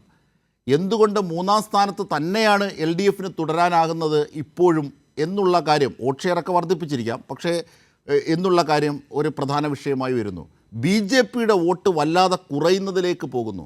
ചേലക്കരയിലാകട്ടെ സംസ്ഥാന നേതൃത്വം മുഴുവൻ ഭരണവിരുദ്ധ വികാരത്തിൻ്റെ നാന്ദിയായി കണ്ടിരുന്ന ചേലക്കരയിൽ LDF ജയിക്കുക വഴി UDFൻ്റെ പ്രതിപക്ഷത്തിൻ്റെ, കേരളത്തിലെ പ്രതിപക്ഷത്തിൻ്റെ ചങ്കൊടിക്കുകയാണ്, അവരുടെ പ്രചാരണത്തിൻ്റെ മുനയൊടിക്കുകയാണ്. ഈ പശ്ചാത്തലമാണ് ഇന്ന് ജനവിധിക്ക് ശേഷം ചർച്ച ചെയ്യപ്പെടുന്ന മരം പെയ്യൽ. ശ്രീ രാജേന്ദ്രൻ പന്തളം. കേൾക്കാമോ? കേൾക്കാം. അജിംഷാദ്, ഞാൻ പറയുന്നത് കേൾക്കുന്നുണ്ടോ? കേൾക്കാം. നമ്മളിപ്പോ അജിംഷാദെ ചർച്ച ചെയ്യുന്നത് 2 നിയമസഭാ തെരഞ്ഞെടുപ്പുകൾ 2 സംസ്ഥാനങ്ങളിലെ, അതുപോലെ 2 പാർലമെന്റ് തെരഞ്ഞെടുപ്പുകൾ, ഏതാനും നിയമസഭാ സീറ്റുകൾ, അതിലേക്കുള്ള തെരഞ്ഞെടുപ്പിന്റെ വിശകലനമാണെന്നാണ് ഞാൻ മനസ്സിലാക്കുന്നത്. പക്ഷെ നമ്മുടെ ഏറെക്കുറെ പാലക്കാട്ട് മാത്രം തളച്ചിടപ്പെട്ടിരിക്കുകയാണ്. ശരിയാണ്, തീർച്ചയായിട്ടും പാലക്കാടിന് അതിൻ്റെതായിട്ടുള്ള ഒരു പ്രാധാന്യമുണ്ട്. അതിലിപ്പോ തീർച്ചയായിട്ടും അവിടെ UDFന്റെ സ്ഥാനാർത്ഥി ആ ഭൂരിപക്ഷം ഒന്നുകൂടി വർദ്ധിപ്പിച്ച് കന്നി MLA ആയിട്ട് സത്യപ്രതിജ്ഞ ചെയ്യാൻ പോകുന്നു. ഓക്കെ. അതേസമയം LDFന്റെ സ്ഥാനാർത്ഥി സ്റ്റെതസ്കോപ്പ് ചിഹ്നം ഉപയോഗിച്ചുകൊണ്ട് മണ്ഡലത്തിൽ അവരുടെ വോട്ട് ഷെയർ വർദ്ധിപ്പിച്ചിരിക്കും. കുഴപ്പമില്ല, സ്വതന്ത്ര ചിഹ്നം ഉപയോഗിച്ചുകൊണ്ട് തന്നെ ശക്തമായ നിലയിലേക്ക് അദ്ദേഹവും വന്നിരിക്കുന്നു. ഇവിടെ പ്രശ്നം BJPക്ക് ഏതാണ്ട് 10,320 വോട്ടിന്റെ ഒരു കുറവ് BJPക്ക് സംഭവിച്ചിരിക്കുന്നു. അപ്പൊ അങ്ങനെ വരുമ്പോ അവിടെ ഒരു പ്രധാനപ്പെട്ട പ്രശ്നം ഉദിക്കുന്നുണ്ട്. എന്തുകൊണ്ട് ഒരുപക്ഷെ 4,000-ൽ താഴെ മാത്രം ഉണ്ടായിരുന്ന വ്യത്യാസത്തെ മറികടന്ന് ആ സീറ്റ് നിലനിർത്താൻ അവർക്ക് കഴിഞ്ഞില്ല എന്നുള്ള പ്രധാനപ്പെട്ട ചോദ്യമാണ്. അജിംഷാദ് ചോദിച്ചതുപോലെ നേതൃമാറ്റത്തിലേക്കും ഒക്കെ നയിക്കുന്ന ഒരു വലിയ പ്രശ്നം തന്നെയാണത്. അത് തീർച്ചയായിട്ടും ഇവിടെ ചർച്ചയായിട്ട് വരാൻ സാധ്യതയുണ്ട് എന്നുള്ളത് മാത്രമല്ല, നമ്മളിപ്പോ കണ്ടിരിക്കുന്നത് ആ കൗണ്ടിങ്ങിന്റെ ഫലം മാത്രമാണ്. അതിനെ തുടർന്നുള്ള ഫലങ്ങൾ, അനന്തര ഫലങ്ങൾ വരുന്നതേ ഉള്ളൂ. BJPയിൽ ഇപ്പോൾ തന്നെ സുരേന്ദ്രനെ നേതൃത്വത്തിൽ നിന്ന് മാറ്റണമെന്നുള്ള ശക്തമായിട്ടുള്ള അന്തർധാരകൾ ഉരുവപ്പെട്ടിട്ടുണ്ട്. അദ്ദേഹത്തിനെ ഇത്രയും കാലവും സംരക്ഷിച്ചു നിർത്തിയിരുന്നത് താങ്കൾ പറഞ്ഞതുപോലെ തന്നെ V മുരളീധരനാണ് എപ്പോഴും അദ്ദേഹത്തിനോടൊപ്പം നിന്നിരുന്നത്. അദ്ദേഹം തന്നെ ഇന്ന് പത്രക്കാരെ കണ്ടപ്പോൾ നിങ്ങൾ മഹാരാഷ്ട്രയിലെ കാര്യം എന്നോട് ചോദിക്കൂ. മഹാരാഷ്ട്രയിൽ മഹാവിജയമാണ് അവർ കൈവരിച്ചത്. അപ്പൊ അതിന്റെ കാര്യങ്ങൾ, അതിന്റെ ചുമതലയാണ് അദ്ദേഹത്തിന് നൽകിയിരുന്നത്. ആ കാര്യങ്ങൾ എന്നോട് ചോദിക്കൂ എന്ന് അദ്ദേഹം പറഞ്ഞിട്ട് സുരേന്ദ്രനെ ഡിഫെൻഡ് ചെയ്യുന്നതിൽ നിന്ന് അദ്ദേഹം സ്വയം പിന്മാറി. അത് വരുമ്പോൾ സുരേന്ദ്രന് കേരളത്തില് BJPക്ക് ഒരു നേതൃമാറ്റം സംഭവിക്കാനുള്ള സാധ്യതയുണ്ട്. ഇവിടെ ഷാബു പ്രസാദ് സാറ് പറഞ്ഞു, അതായത് BJP സ്വന്തം സ്ഥാനാർത്ഥിയല്ല സ്ഥാനാർത്ഥിത്വം തീരുമാനിക്കുന്നത്, BJPയുടെ അഖിലേന്ത്യാ നേതൃത്വമാണ്. ശരിയാണ്, പക്ഷേ കേരളത്തിൽ നിന്നുള്ള ഒരു പാനൽ അങ്ങോട്ട് അയക്കും. സംസ്ഥാന പ്രസിഡന്റ് അപ്രൂവ് ചെയ്താണ് അയക്കുക. അപ്പൊ അതൊരു പ്രധാനപ്പെട്ട ഒരു സ്റ്റെപ്പാണ്. ആ സ്റ്റെപ്പിൽ BJPക്ക് പിഴച്ചു എന്ന് വേണം കരുതാൻ. അതുകൊണ്ട് ഈ നേതൃമാറ്റം എന്നുള്ള ആവശ്യം ശക്തമാകാൻ വളരെയധികം സാധ്യത കാണുന്നുണ്ട്. ഇവിടെ നടന്ന 3 തെരഞ്ഞെടുപ്പുകളിലും കഴിഞ്ഞ പ്രാവശ്യം വയനാട്ടിലെ LDF ജയിക്കാൻ കഴിഞ്ഞില്ല, പക്ഷെ അവരുടെ വോട്ട് കുറഞ്ഞു. ആ ഒരു ചോദ്യം വരുന്നുണ്ട്. ചേലക്കരയിലാണെങ്കിൽ അതേസമയം അവർ നേടി. അതുകൊണ്ട് ഭരണവിരുദ്ധ വികാരം ഉണ്ടായി പറയാൻ കഴിയുകയുമില്ല. അതേസമയം ഒന്നുകൂടി ശ്രമിച്ചിരുന്നെങ്കിൽ UDF അവരുടെ സ്ഥാനാർത്ഥി അവിടെ വിജയിപ്പിക്കുമായിരുന്നു. അതിലവർ പരാജയപ്പെട്ടു. അതൊരു ചോദ്യചിഹ്നമായി നിൽക്കുന്നുണ്ട് VD സതീശന് നേരെ. അതുപോലെ തന്നെ പാലക്കാട്ടെ വിജയം അവർക്ക് തിളക്കമാർന്ന വിജയമാണ്. അതുകൊണ്ട് ഏതാണ്ട് ബാലൻസ്ഡ് ആണ് UDF LDF ഒക്കെ പരാജയ വിജയകാരികൾ. പക്ഷെ BJP അങ്ങനല്ല. BJP തീർച്ചയായിട്ടും BJPയിൽ അത് വലിയൊരു പ്രതിസന്ധി ഉണ്ടാക്കും. BJPയിൽ അത് ചോദ്യമാവും, ചർച്ചയാവും. ഇപ്പൊ തന്നെ ചർച്ചയായിട്ടുണ്ട്. അതിന്റെ ഒരു ഫലം നമ്മൾ പ്രതീക്ഷിക്കും. തീർച്ചയായും. ശ്രീ PS സലിം, കോൺഗ്രസ് പാലക്കാട് വിജയിച്ചു എന്നത് ശരിയാണ്. പക്ഷേ ആ വിജയത്തിൻ്റെ മധുരം SDPയും ജമാഅത്തെ ഇസ്ലാമിയും ഒപ്പം സന്ദീപ് വാര്യറും ആ മധുരത്തിലേക്ക് കടന്നു വരുന്നു എന്നതാണ് ഏറ്റവും ഒരു പ്രശ്നമായി നിൽക്കുന്നത്. രണ്ടാമത്, നേരത്തെ നമ്മൾ സൂചിപ്പിച്ചതുപോലെ ചേലക്കരയിലെ നിങ്ങളുടെ പ്രചരണത്തിൻ്റെ മുനയൊടിഞ്ഞു, ഭരണവിരുദ്ധ വികാരമില്ല എന്നുള്ളത്. ഭൂരിപക്ഷം കുറഞ്ഞു എന്നൊക്കെ പറഞ്ഞാലും കഴിഞ്ഞ ലോക്സഭയെ അപേക്ഷിച്ച് കൂടുതലാണെന്ന് അവർ തന്നെ വിലയിരുത്തുന്നൊരു സാഹചര്യമുണ്ട്.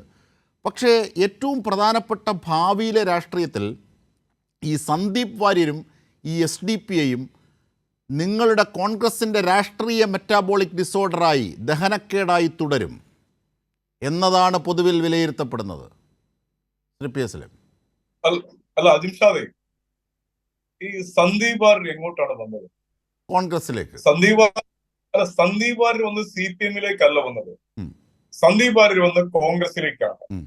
സന്ദീപ് വാര്യരെ ഈ നിറപറയും നിലവിളക്കമായി എതിരേൽക്കാൻ കാത്തുനിന്ന AK ബാലനെയും MV ഗോവിന്ദനെയും MV രാജേഷും അല്ലാതെ പോട്ടെ. പാലക്കാട്ട് CPM-ന്റെ ഞാൻ ആദ്യം പറഞ്ഞ പോലെ CPM-ന്റെ സ്ട്രാറ്റജി പരാജയപ്പെട്ടു എന്നുള്ള ഒരു രാഷ്ട്രീയ യാഥാർത്ഥ്യം മുന്നിൽ നിൽക്കുമ്പോഴാണ് സന്ദീപ് വാര്യരെ പോലെ ഒരാള് RSSന്റെ അല്ലെങ്കിൽ BJPയുടെ പ്രചാരകനായിരുന്നു എന്നുള്ള ഒരു ഭൂതകാലം ഇപ്പോൾ കോൺഗ്രസിന്റെ മേൽ കെട്ടിവെക്കാൻ ശ്രമിക്കുന്ന ആളുകളോട് ഞങ്ങൾക്ക് പറയാനുള്ളത്, സന്ദീപ് വാര്യർ ഈ ദിവസങ്ങളിൽ ജനാധിപത്യ കേരളത്തോടും മതേതര കേരളത്തോടും സംവേദിച്ച ഭാഷയും ശൈലിയും സമീപനവും കേരളം കണ്ടതല്ലേ? സന്ദീപ് വാര്യർ കോൺഗ്രസ് ഉയർത്തിപ്പിടിച്ച മൂല്യങ്ങളുമായിട്ടാണ് കടന്നു വന്നിരിക്കുന്നത്. സന്ദീപ് വാര്യർ CPM-നോട് യോജിക്കാൻ കഴിയാത്തത് കൊണ്ടാണ് സന്ദീപ് വാര്യർ CPM-ൽ ചേരാതിരുന്നത്. RSSൽ വീർപ്പ് മുട്ടിയുന്ന ഒരാള്. OK വാസുവിനെ പോലല്ലോ CPM രണ്ട് കൈയും കീട്ട് സ്വീകരിച്ച OK വാസുവിനെ പോലല്ലോ. പക്ഷേ OK വാസുവിൻ്റെ വിഷയം, OK വാസു മാഷ് ആ മാറ്റവും അദ്ദേഹത്തിൻ്റെ ഇടതുപക്ഷ ഉൾക്കൊള്ളലും സാധ്യമാക്കുന്ന ഇടം കേരളത്തിന് മുമ്പിൽ തുറന്നു വെച്ചു. സന്ദീപ് വാര്യർ അത് തുറന്നു വെച്ചില്ല. ഒന്ന്. രണ്ട് മാറിയെത്തി മണിക്കൂറുകൾ കഴിഞ്ഞതിന് ശേഷം മാറിയെത്തി നിങ്ങളൊക്കെ സന്ദീപ് വാര്യരെ ന്യായീകരിക്കുന്ന സമയത്താണ് സന്ദീപ് വാര്യർ പറഞ്ഞത്, എൻ്റെ അമ്മയുടെ ഒസ്യത്ത് പ്രകാരം ഞാൻ RSSന് ഇപ്പോഴും ആ ഭൂമിയെ കൊടുക്കാൻ തയ്യാറാണ്, അവരുമായി ചർച്ചയ്ക്ക് തയ്യാറാണ്, 1 വർഷം ഞാൻ വെയിറ്റ് ചെയ്യും. ഇതൊക്കെ വരികൾക്കിടയിൽ വായിക്കേണ്ടതാണെന്ന് ആരെങ്കിലും കരുതിയാൽ അവരെ തെറ്റു പറയാനാകുമോ? ശ്രീ PS സലിം. അല്ല അജിംഷാദ്, എന്ത് മനസ്സാക്ഷിയിലാണ് സംസാരിക്കുന്നത്? സന്ദീപ് വാര്യർ ഓണസ്റ്റ് ആയിട്ടാണ് പറഞ്ഞത്. ഓണസ്റ്റ് ആയിട്ട് സത്യസന്ധമായിട്ടാണ് പറഞ്ഞത്. അമ്മ കൊടുത്ത വാക്ക്, അമ്മയുടെ ഭൂമി, മരണശേഷം ആ വാക്ക് പാലിക്കാനുള്ള ധാർമ്മിക മര്യാദ ഉണ്ട് എന്ന് തുറന്നു സമ്മതിച്ച സന്ദീപ് വാര്യരുടെ സത്യസന്ധത, അത് മനസ്സിലായിട്ടും മനസ്സിലാക്കാതെ അത് സന്ദീപ് വാര്യരുടെ RSS ബന്ധത്തിലേക്കാണ് പോകുന്നതെങ്കിൽ സന്ദീപ് വാര്യർ വളരെ കൃത്യമായി ആർജവത്തോടുകൂടി പറഞ്ഞു, ഞാൻ BJP അവസാനിപ്പിക്കുന്നു, ഞാൻ RSS അവസാനിപ്പിക്കുന്നു. പറഞ്ഞിട്ടില്ല, BJP അവസാനിപ്പിക്കുന്നു എന്നേ പറഞ്ഞുള്ളൂ. രണ്ടും പറഞ്ഞു. അത് അന്വേഷിച്ചു നോക്കൂ. രണ്ടും പറഞ്ഞു.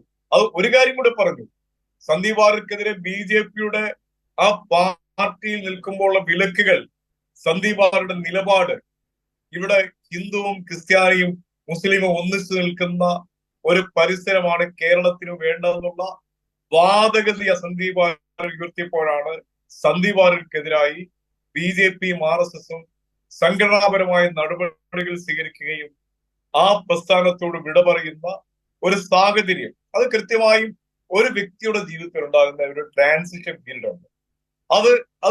അത് കൃത്യമായി മനസ്സിലാക്കണം. എന്ന് സഹപാനലിസ്റ്റുകൾക്ക് മനസ്സിലാവും. അതൊരു ട്രാൻസിഷൻ പീരീഡ് ആണ്. അത് സ്വാഭാവികമായി വന്നതാണ്. ശ്രീ പി എസ് അത് ട്രാൻസിഷൻ പീരീഡ് ആണെങ്കിൽ അത് ബോധ്യമാക്കുന്ന പ്രതികരണമല്ല അദ്ദേഹത്തിൽ നിന്ന് വന്നതെന്നുള്ളതാണ്. ഇനി സന്ദീപ് വാര്യരെ അങ്ങനെ ന്യായീകരിക്കാനാണെങ്കിൽ SDPIയുടെ പ്രകടനത്തെ അങ്ങനെ ന്യായീകരിക്കുകയാണെങ്കിൽ ആയിക്കോളൂ, അത് കോൺഗ്രസിൻ്റെ സ്വാതന്ത്ര്യമാണ്. പക്ഷേ അത് ഉയർത്തുന്ന രാഷ്ട്രീയ പ്രത്യാഘാതങ്ങൾ നിങ്ങൾ നേരിടണം. അത് ഞാൻ മുമ്പോട്ട് വെച്ചേ ഉള്ളൂ. അല്ല, എനിക്കൊരു നിലപാടില്ല. ഒരു മിനിറ്റ് കേട്ടോളൂ.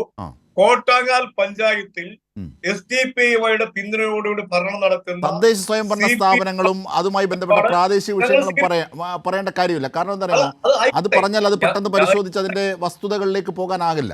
പ്രാദേശികമായി പോട്ടെ, ഞങ്ങൾ കേരളത്തിലുള്ള SDPIയുടെ ഭരണം പങ്കെടുക്കുന്നില്ലല്ലോ. ഞങ്ങൾ കേരളത്തിൽ SDPIയുടെ മുന്നണി ഉണ്ടാകുന്നുണ്ടോ? നിങ്ങൾ പറയുന്നത് പാലക്കാട്ട് SDPI വോട്ട് ഞങ്ങൾക്ക് ലഭിച്ചു എന്നുള്ളതാണ്. ഞാൻ പറയുന്നത് SDPIയുടെ മാത്രമായിരിക്കില്ല, അത് കൃത്യമായി മൂത്താന്തറയിലെയും കൽപ്പാത്തിയിലെയും അല്ല, താങ്കളുടെ അഭിഭാഷക മികവ് കൊണ്ട് താങ്കൾക്ക് ഒരു പക്ഷേ അതിനെ അങ്ങനെ ന്യായീകരിക്കാം. പക്ഷേ വിക്ടോറിയ കോളേജിന് മുന്നിൽ കൊടിയുമുയർത്തി SDPI നടത്തിയ പ്രകടനം അത് ആ നിമിഷം തീരുന്നതല്ല. അത് കേരളത്തിൽ രാഷ്ട്രീയമായി അനുരണനങ്ങൾ ഉണ്ടാക്കിക്കൊണ്ടിരിക്കുന്നതാണ്. അത് ഞാൻ ചൂണ്ടിക്കാണിച്ചെന്നേ ഉള്ളൂ. ഇപ്പോൾ ഷാബു പ്രസാദ് ശ്രീ PS സലിം സൂചിപ്പിക്കുന്നത് പോലെ SDPIയുടെ പ്രകടനം അത് സാധാരണഗതിയിൽ എല്ലാ വിഭാഗത്തിൻ്റെയും വോട്ടുകൾ, അത് എല്ലാ സ്ഥാനാർത്ഥികളും അതെ, എല്ലാ മുന്നണികളും അതെ, എല്ലാവരുടെയും വോട്ടുകൾ ലഭിച്ചാൽ അത് സ്വീകരിച്ചിരിക്കാം. പക്ഷേ ഒരു രാഷ്ട്രീയമായ വോട്ടുകൾ അത് ഇന്നത് വേണം, വർഗീയ കക്ഷികളുടെ അത് വേണ്ട എന്നൊക്കെ ഇടതുപക്ഷം പരസ്യമായി പറഞ്ഞു. അവർ വെല്ലുവിളിച്ചു പരസ്യമായി, നിങ്ങൾക്ക് പറയാൻ കഴിയുമോ എന്ന് UDFനോട്. അവരത് ഏറ്റെടുത്തില്ല. വർഗീയ കക്ഷികളെ മൊത്തത്തിൽ പറഞ്ഞു. പക്ഷേ ഏറ്റവും വലിയൊരു ട്വിസ്റ്റ് സംഭവിച്ചത് തെരഞ്ഞെടുപ്പിന് ശേഷമാണ്, വോട്ടെടുപ്പിന് ശേഷമാണ്, വോട്ടെണ്ണലിന് ശേഷമാണ്. അത് SDPIയുടെ പ്രകടനമാണ്. ആ പ്രകടനത്തെ ശ്രീ PS സലിം ന്യായീകരിച്ചതുപോലെ കാണാനാകുമോ?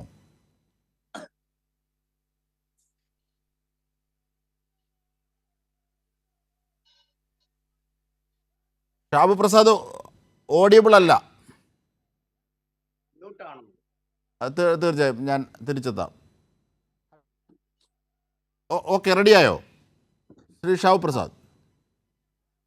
പറഞ്ഞതിന്റെ ഞാൻ എന്തോ മ്യൂട്ടായി പോയതുകൊണ്ടായിരുന്നു. ഇപ്പൊ ക്ലിയർ അല്ലേ? കേൾക്കാം. ഹലോ, കേൾക്കാം. അതായത് ഇടത് വലത് മുന്നണികൾ ഏത് കാലത്തും മാറി മാറി ഈ വർഗീയ ഫാസിസ്റ്റ് അല്ലെങ്കിൽ ഇതേപോലെയുള്ള ഭീകരവാദ ശക്തികളുടെ സഹായം തേടിയിട്ടുണ്ട്, അവരോടൊപ്പം യാത്ര ചെയ്തിട്ടുണ്ട്.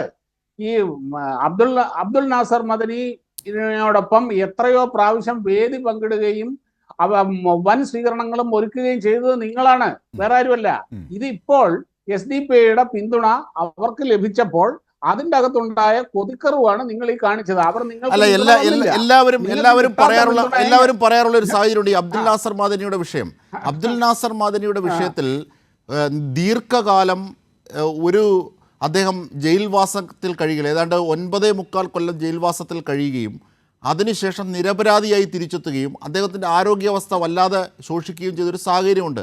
അതൊരു പക്ഷേ പല വിധത്തിലുമുള്ള തീവ്രവാദ ശക്തികൾ ആ മനസ്സുകളെ ഹൈജാക്ക് ചെയ്യാൻ സാധ്യതയുണ്ടായിരുന്ന ഒരു കാലമായിരുന്നു അത്. അന്ന് ആ നിരപരാധിയായി എത്തിയ ആൾ എന്ന നിലയിൽ കൂടിയാണ് ആ സ്വീകരണങ്ങളെ കാണേണ്ടത്. അത് SDPI എന്ന കക്ഷിയുമായുള്ള ഇവരുടെ യോജിപ്പിനെ കൂട്ടി വായിക്കുന്നത് തെറ്റാണ്. അത് ഒരുപക്ഷെ സാങ്കേതികമായി ശരിയായിരിക്കും, വസ്തുതാപരമായ തെറ്റാണ്. എന്തായാലും ആയിക്കോട്ടെ. സാങ്കേതികതയും വസ്തുതയും ഒക്കെ ഒന്ന് തന്നെയാണ് ജിംഷാദ്. ഇത്ര കിടന്ന് കഷ്ടപ്പെടാതെ നിങ്ങൾ നിങ്ങളുടെ ഓർമ്മ പദങ്ങളിലേക്ക് ക്ഷണിച്ചു എന്ന് മാത്രം. ഇത് അത് കണ്ടി അല്ല കാണുന്നവർക്കും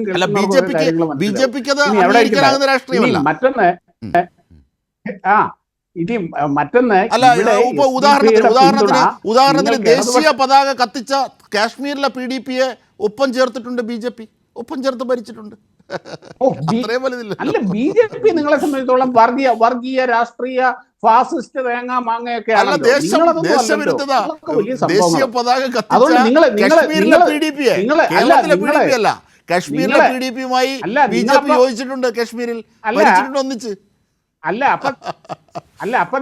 അപ്പൊ നിങ്ങൾ സ്വയം കമ്പയർ ചെയ്യുന്നത് BJP ആയിട്ടാണല്ലേ? വെരി ഗുഡ്, നന്നായി. അതല്ല SDPയുടെയും എസ് ഡി പി ഐയുടെയും ഇതേപോലെയുള്ള ഭീകരവാദ പ്രസ്ഥാനങ്ങളുടെയും പിന്തുണയ്ക്ക് നിങ്ങൾ ശ്രമിച്ചിട്ട് നിങ്ങൾക്ക് കിട്ടിയില്ല. ഒരിക്കലുമല്ല. അവർ പരസ്യമായി പറഞ്ഞല്ലോ, LDF പരസ്യമായി പറഞ്ഞു, LDF പരസ്യമായി പറഞ്ഞു. അത് കിട്ടാതെ വന്നപ്പോഴാണ് പറഞ്ഞത്. അല്ലല്ല, നിങ്ങൾക്ക് അതല്ല, കിട്ടില്ല എന്ന് ഉറപ്പായി കഴിഞ്ഞപ്പോ പച്ചക്ക് എങ്ങോട്ട് പറഞ്ഞു കഴിഞ്ഞാൽ ഈ അത്രേ ഉള്ളൂ. അതായത് പച്ചക്ക് എങ്ങോട്ട് പറഞ്ഞാലുണ്ടല്ലോ അജിംഷാദെ, ഞാൻ അതിന്റെ വാക്യാർത്ഥത്തിൽ മാത്രം അങ്ങനെ ഇതാക്കി എടുക്കണ്ട. ഈ ഷണ്ടന്റെ ബ്രഹ്മചര്യം പോതിരിയതിന് അത് തന്നെയാണ് ഇപ്പൊ ഇപ്പോൾ ഈ ഇടതുപക്ഷം കാണിച്ചുകൊണ്ടിരിക്കുന്ന ഞാനൊരു കാര്യം പറയാം. അതായത് ശ്രീ ഷാവു പ്രസാദ്, ഞാനൊരു കാര്യം പറയാം. ഏറ്റവും പ്രധാനപ്പെട്ട ഒരു വസ്തുത അവിടെ ഉയരുന്നത് SDPയുടെയും ജമാഅത്തെ ഇസ്ലാമിയുടെയും വോട്ട് തങ്ങൾക്ക് വേണ്ട എന്ന് പരസ്യമായി പ്രചാരണ വേദിയിൽ LDF പറഞ്ഞിട്ടുണ്ട്. പക്ഷെ UDF വെല്ലുവിളിച്ചപ്പോൾ അവരത് പറഞ്ഞില്ല. അല്ല, അതാണ് നിങ്ങൾക്കത് കിട്ടില്ല എന്ന് ഉറപ്പായി കഴിഞ്ഞിട്ടാണ് ഈ പറഞ്ഞത്. അല്ല, അങ്ങനെയല്ല. ആ സത്യസന്ധതയെ ചോദ്യം ചെയ്താൽ എന്തും ചോദ്യം ചെയ്യപ്പെടാം. അതെന്തും ചോദ്യം ചെയ്യപ്പെടാം. ആ സത്യസന്ധത ചോദ്യപ്പെടുക. പ്രചാരണ വേദിയിൽ LDF പറഞ്ഞതാണ്. പ്രചാരണ വേദിയിൽ LDF പറഞ്ഞതാണ് SDPയുടെ വോട്ട് ഞങ്ങൾക്ക് വേണ്ട, പ്രചാരണ വേദിയിൽ ജമാഅത്തെ ഇസ്ലാമിയുടെ വോട്ട് വേണ്ട. നിങ്ങൾക്കത് പറയാൻ ധൈര്യമുണ്ടോ? ഉറപ്പായി കഴിഞ്ഞു. നിങ്ങൾക്ക് കിട്ടില്ല എന്ന് ഉറപ്പുള്ള ഒരു സാധനം. അതായത് എനിക്കിപ്പോ ഒരു 50 ലക്ഷം, എനിക്ക് എന്റെ കയ്യിൽ ഇപ്പോൾ ഒരു 50 ലക്ഷം രൂപ എനിക്ക് രൂപ ഉണ്ടെങ്കിൽ ഞാൻ അജിംഷാദിന് തരാൻ തയ്യാറാണ്. പക്ഷെ നിങ്ങൾ ഒരു 1000 രൂപ ഉണ്ടോ എന്ന് ചോദിച്ചാൽ ഞാൻ തരില്ല. കാരണം എന്താ, എന്റെ കയ്യിൽ 1000 രൂപയുണ്ട്. 50 ലക്ഷം രൂപ എന്റെ ധൈര്യമായിട്ട് എനിക്ക് പറയാം. അത് ശരിയല്ല. അത് ഒരു രാഷ്ട്രീയ പാർട്ടിയുടെ സത്യസന്ധതയാണ്. ഇതുവഴി ബോധ്യമാകുന്ന ഒരു കാര്യമുണ്ട്. ഇതുവഴി ബോധ്യമാകുന്ന ഒരു കാര്യമുണ്ട്. ഗോവിന്ദ മാഷും AK ബാലനും ഒക്കെ ഏറ്റവും ഒടുവിൽ പറഞ്ഞതുപോലെ ഇവിടെ BJPയും SDPയും ഒപ്പം ജമാഅത്തെ ഇസ്ലാമിയും എല്ലാം കൂടെ ചേർന്നാണ് കോൺഗ്രസിന് സപ്പോർട്ട് ചെയ്തതെന്നാണ്. താങ്കളുടെ വരികൾക്കിടയിലെ നിരീക്ഷണ പാഠവും ഞാൻ വായിച്ചെടുത്തപ്പോൾ അതാണ് എനിക്ക് ബോധ്യമായത്. അതെ അജിംഷാദെ, തമാശക്ക് എനിക്ക് വലിയ ഇഷ്ടമാണ്. പക്ഷെ എന്നാലും ഈ CPMന്റെ രാഷ്ട്രീയ സത്യസന്ധത എന്നൊക്കെ പറഞ്ഞ് ഇത്രയും വലിയ തമാശയൊന്നും നിങ്ങൾ പറയില്ല. അല്ല, അത് പ്രചരണ വേദിയിൽ പറഞ്ഞതാണ്. BJP മനസ്സുള്ള ഒരാളുടെ പക്ഷേ അത് മനസ്സിലാകില്ലായിരിക്കാം. പക്ഷെ ഞാൻ പറഞ്ഞത് വസ്തുതാപരമായ ഒരു മാധ്യമ പ്രവർത്തകന്റെ ദൗത്യം. ഞാൻ പറയട്ടെ. അതായത് കിട്ടില്ല എന്ന് ഉറപ്പുള്ള സാധനം വേണ്ടാന്ന് വെക്കാൻ ഏത് CPMകാരനും പറ്റും സാർ. അതെ, എന്തുകൊണ്ടാണ് എനിക്ക് അമേരിക്കൻ എന്തുകൊണ്ടാണ് അതിന്റെ വർഗസ്വഭാവം എങ്ങനെ കോൺഗ്രസിലേക്ക് പോകുന്നു? തങ്ങൾക്ക് കിട്ടില്ല എന്നാണെങ്കിലും വേണ്ടെന്നാണെങ്കിലും അത് ധൈര്യമായി പറയാനുള്ള ഒരു ആർജവം ഉണ്ടല്ലോ. പക്ഷെ ആ വർഗപരമായ വിയോജിപ്പ് കോൺഗ്രസിന് കാട്ടാനായിട്ട് കോൺഗ്രസ് സ്വീകരിച്ചു. അത് BJP പക്ഷത്തിനോ അലോസരപ്പെടുത്തില്ല എന്നുള്ളതാണ് സത്യം. ഞാൻ സമയം അവസാനിക്കാറായി. ഞാൻ ശ്രീ ഒറ്റ കാര്യം കൂടി വേറൊന്നുമല്ല. ഞാൻ അങ്ങനെ ഒരു സത്യസന്ധത കാണിക്കാൻ പോവുകയാണ്. എനിക്ക് അമേരിക്കൻ പ്രസിഡന്റ് ആവണ്ട. ശരി, അങ്ങനെയല്ല. കാരണം ഈ സ്റ്റാമ്പ് കളക്ഷൻ ഒരു ഹോബിയാണ്. സ്റ്റാമ്പ് കളക്ട് ചെയ്യാതിരിക്കുന്ന ഒരു ഹോബിയല്ല. സ്റ്റാമ്പ് കളക്ഷൻ ഒരു ഹോബിയാണ്. സ്റ്റാമ്പ് കളക്ട് ചെയ്യാതിരിക്കുന്നത് ഒരു ഹോബിയല്ല. ശ്രീ ഷാവു പ്രസാദ്, ശ്രീ രാജേന്ദ്രൻ പന്തളം, ഈ SDPI പിന്തുണ വേണ്ടെന്ന് പറഞ്ഞതും അതിനുശേഷം UDF വെല്ലുവിളിച്ചതും വിജയത്തിന് ശേഷം SDPയുടെ പ്രകടനവും രാഷ്ട്രീയ ഭാവിയിൽ സന്ദീപ് വാര്യരുമൊക്കെ ഒരു ദഹനക്കേടായി കുത്തില്ലേ കോൺഗ്രസിനെ സംബന്ധിച്ച്, ഒരു മതേതര പാർട്ടിയെ സംബന്ധിച്ച്? അതെങ്ങനെയാണ് താങ്കൾ നിരീക്ഷിക്കുന്നത്? വളരെ ചുരുക്കി, സമയമില്ലാത്തതുകൊണ്ടാണ്.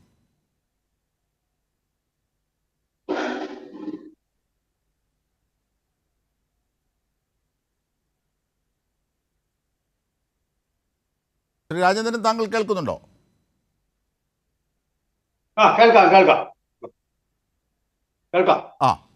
അതായത് ഈ സന്ദീപ് വാര്യരുടെ വിഷയവും SDPയുടെ ജാഥയും കോൺഗ്രസ് എന്ന മതേതര പ്രസ്ഥാനത്തെ തെരഞ്ഞെടുപ്പിന് ശേഷം എങ്ങനെയാണ് പിന്തുടരുന്നത്? എങ്ങനെയായിരിക്കും? തീർച്ചയായിട്ടും താങ്കൾ പറഞ്ഞതുപോലെ ഈ തെരഞ്ഞെടുപ്പിൽ സത്യം, ഷാബു പ്രസാദ് സാർ പറഞ്ഞ പോലെ സത്യം എന്നൊരു കാര്യമില്ല. തന്ത്രങ്ങൾ മാത്രമാണ്, വിജയിക്കാനുള്ള തന്ത്രങ്ങൾ. അപ്പോ SDPയുടെ വോട്ട് വേണ്ടാന്ന് കോൺഗ്രസ് ഒരിക്കലും പറഞ്ഞിട്ടില്ല. കിട്ടാവുന്ന വോട്ടുകൾ മുഴുവൻ പോരട്ടെ, അങ്ങനെ ജയിക്കാം. പ്രത്യേകിച്ചും പാലക്കാടിലാണ് നമ്മളിപ്പോ ചർച്ച നടത്തിയിരിക്കുന്നത്. അതുകൊണ്ട് 22% മുസ്ലിങ്ങളുള്ള സ്ഥലമാണ്. അവിടെ SDPയുടെ വോട്ട് വളരെ നിർണായകവുമാവുമെങ്കിൽ അതുകൂടി കിട്ടിക്കോട്ടെ എന്ന് കോൺഗ്രസ് വിചാരിച്ചിട്ടുണ്ട്. അതുപോലെ തന്നെ വേറെ ധീരമായ ഒരു കാര്യം CPM ഭാഗത്തു നിന്നുണ്ടാവുന്നത്, കഴിഞ്ഞ കുറെ വർഷങ്ങളായിട്ട് കുറെ ഘട്ടങ്ങളായിട്ട് CPM മുസ്ലിം പ്രീണനം എന്ന് പറയുന്നത് അവരുടെ നയമായിട്ട് നയം എന്ന് പറയേണ്ട തന്ത്രം, താങ്കൾ പറഞ്ഞ പോലെ ടാക്ടിക്സ് ആയിട്ട് സ്വീകരിച്ചിരുന്നു. ആ ടാക്ടിക്സ് ഈ ഒരു മാറ്റം വന്നിട്ടുണ്ട്. തീർച്ചയായും ഞാൻ തിരിച്ചെത്താം, സമയപരിമിതി ഉള്ളത് കൊണ്ട് മാത്രമാണ്. തീർച്ചയായും ഞാൻ തിരിച്ചെത്താം. എന്തായിരുന്നാലും പാലക്കാടും ചേലക്കരയും ഒക്കെയുള്ള ഉപതെരഞ്ഞെടുപ്പ് വരുത്തുന്ന രാഷ്ട്രീയമായ പരിണാമങ്ങൾ എങ്ങനെയൊക്കെയാണ് എന്നതാണ് നാം ചർച്ച ചെയ്തുകൊണ്ടിരുന്നത്. ഈ ഡിബേറ്റ് ഇവിടെ പൂർണ്ണമാകുന്നു.